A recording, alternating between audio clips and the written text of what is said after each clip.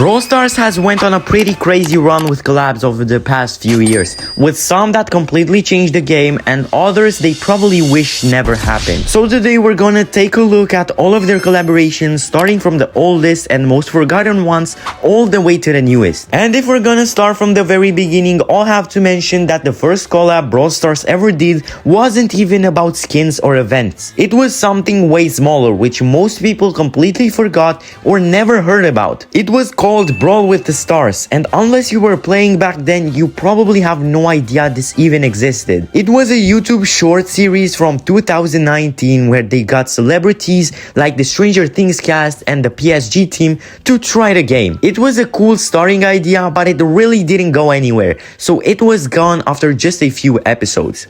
Paris Saint-Germain. After that, Brawl Stars moved on from YouTube stuff and finally tried their first real in-game collab with PSG, and this one actually mattered a bit more than people think. The PSG collab started in July 2019, and while it didn't bring many permanent changes, it introduced challenges for the first time, which were limited time events where you could win extra rewards, and if you coolly completed it, you got the PSG Shelly skin, which basically everybody owns but nobody plays. The collab came back multiple times over the years with different challenges until it finally ended in 2021 with the PSG Dynamite skin. Supercell. Before getting into other bigger collabs, we can't forget about the Supercell crossovers, where Brawl Stars brought skins inspired by their own games like Clash of Clans, Clash Royale, and later even Squad Busters. These weren't really full collabs, just cosmetic tie-ins, but over time they became more consistent,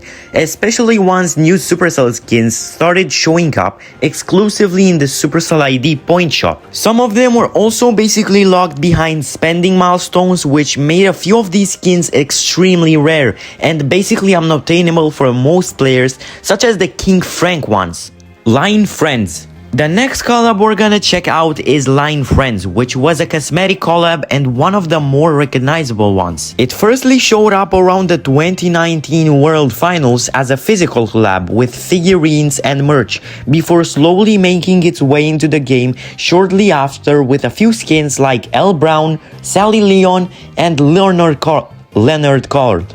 Oh my god. That wasn't the end of it though, because the collab kept coming back over the years with more line style skins added in 2020 and again much later in 2024. The downside of this collab is that none of these skins are available for bling, which makes them feel like a bad deal, even though they're still pretty cute. Masters League. In early 2021, Supercell had another pretty small football collab, similar to the PSG one we mentioned earlier, but with a ton more skin variants, since this time we got 13 new skins with different teams for Shelly, Colt, El Primo, and Dynamite. All the skin cost players 49 gems each and came out with yet another challenge that gave out a mega box as a final reward and some other small rewards on the way. By the time I'm making this video, those skins are very rare and exclusive because they will never appear in the shop again due to Supercell filing a lawsuit against them. Mr. Beast. If you didn't know already, Mr. Beast and Brawl Stars actually had two collaborations,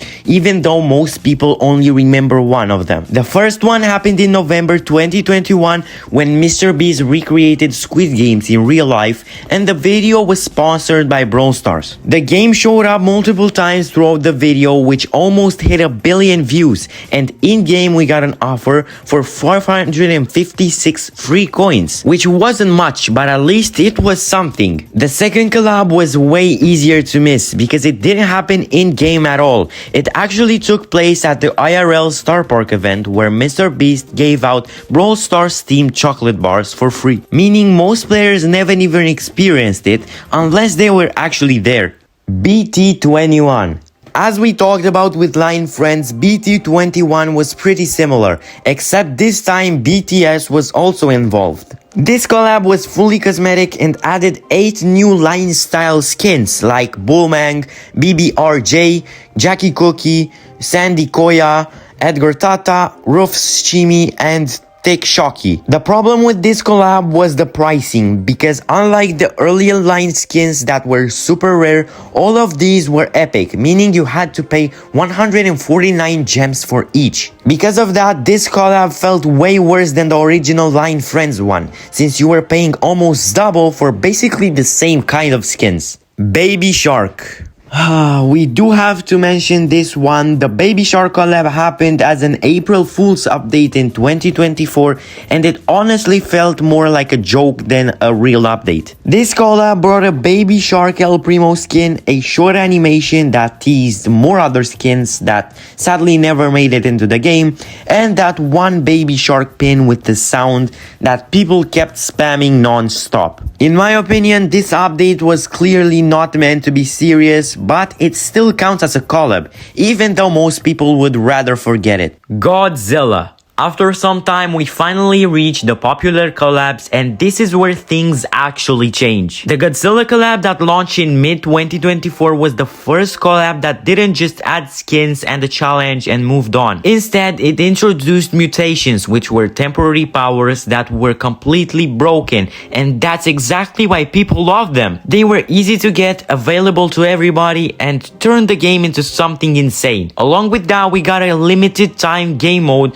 where players could become Godzilla and destroy the city, but even though it launched with a ton of bugs, people still liked it. By playing that mod and just playing daily in general, you could earn monster eggs, which would give you mutations, resources, cosmetics, chances at skins, and the Godzilla collab pins, icons, and sprays. On top of all that, we got a bunch of skins like the Buzz Hypercharge variants, a lot of Brock skins, and even some for Tick. There was also a club event where collecting enough eggs could unlock a Godzilla skin for free. So if this video would have been about ranking collabs, this would have easily gotten an S+.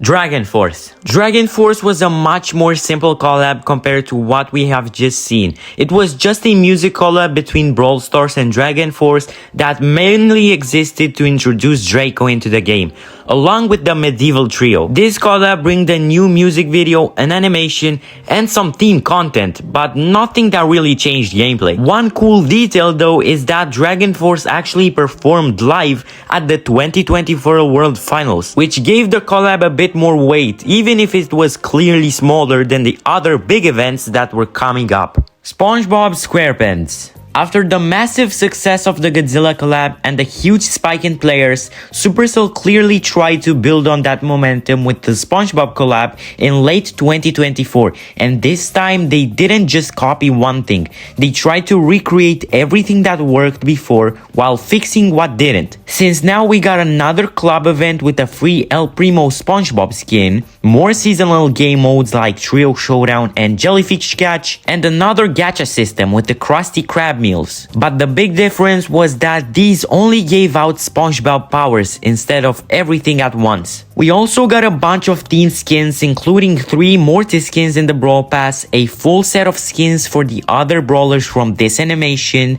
that were sold through the first ever event shop. What made this collab interesting though was the way powers worked. Instead of being brawler specific like mutations, powers were split by class, so all tanks shared the same powers, all damage dealers shared the same ones, and you could upgrade them by opening more Krusty Krab meals. On top of that, the event shop ran on Krusty Cash, which meant if you actually played and grinded the event, you were guaranteed rewards. In terms of numbers and player activity, this was easily the peak of Brawl Stars, and it actually showed how much Supercell improved in a short time. John Cena.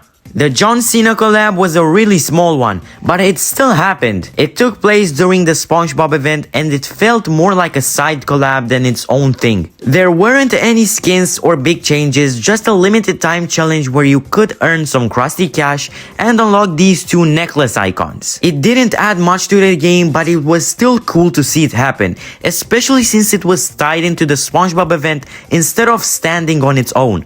Toy Story. Brawl Stars and Toy Story was our third and probably most known collab out of the bunch, but not for a good reason. In early 2025, we got a collaboration that completely killed Brawl Stars for a long time because of one mistake: Buzz Lightyear. If you played during this collab, you already know how annoying it is to barely see any other brawler for an entire month. Buzz had 3 different modes: laser, saber, and wings. And while all of them were annoying in their own way, the worst part was that Supercell was letting people triple queue with him, which meant you could face full Buzz teams non-stop. On top of that, this collab was basically a reskin of the Spongebob one, and they even admitted it. Since they saw how well the event shop worked during the Spongebob collab, they brought it back here, but it went wrong again when players who didn't spend all their Krusty Cash had it turned into pizza slices because of a bug. The only things I actually liked about this collab were getting to play 2v2 again and keeping the now exclusive title, but if I had to choose, Brawl Stars would have been better off without it. Uno. After the bigger collabs kept coming, Brawl Stars decided to chill a bit. So in February 2025, during the Things Release Brawl Talk, they announced a small collab with Uno. This one didn't add much, just an Uno themed minigame where you had to grab special Uno cards from your base and deliver them to the enemy's base. Along with that, there was also an Uno challenge where you could unlock Uno Chester, which is honestly one of my favorite Chester skins. Subway Surfers. In September 2025, we got the Subway Surfers collab, and the worst part about it was that most people already knew it was coming. To this day, it's still the most leaked update in Brawl Stars history because pretty much everything got posted online before the Brawl Talk was even announced, which completely killed its surprise. I won't talk about this much, but the collab itself brought the usual themed skins, a game mode where you had to outrun the Fat Man, Subway Surfer power-ups that work similarly to Buffy's, and a new milestone style event that helped you unlock the free collab skin, Jake Ollie. Stranger Things. Stranger Things is the most recent collab we've gotten, and in my opinion, it's easily one of the best ones ever. This one actually brought interesting gameplay changes instead of the usual reskin powers because the abilities work differently compared to previous events. Instead of everything being random, you could slowly build your power-ups by winning more games, since every win you got in the Upside Down Showdown pushed you into the next stage, where you could unlock even more abilities from the brawler card packs, which made it feel rewarding and actually made you want to keep playing. The event cosmetics were also really awesome, and these are by far my favorite collab skins, especially Dustin Nita. The only real downside of the collab was how low the drop chances were for the skins, but thankfully there was a bug that let people guarantee them from packs, which I'm pretty sure everyone heard about. Overall, this collab felt like the perfect mix of fun gameplay and progression, and it's honestly what I hope for future collabs to look like. Also, Supercell, please bring back Showdown Plus. So yeah, looking back at all of this, it's kind of crazy how different Brawl Stars collabs have been over the years. A lot of them honestly felt pointless, since most people only remember the popular ones like Spongebob or Stranger Things. But it was still fun taking a look back at how Brawl Stars changed over time. If you enjoyed this kind of video and want to see more stuff like this, maybe about events next, you can drop a like and subscribe.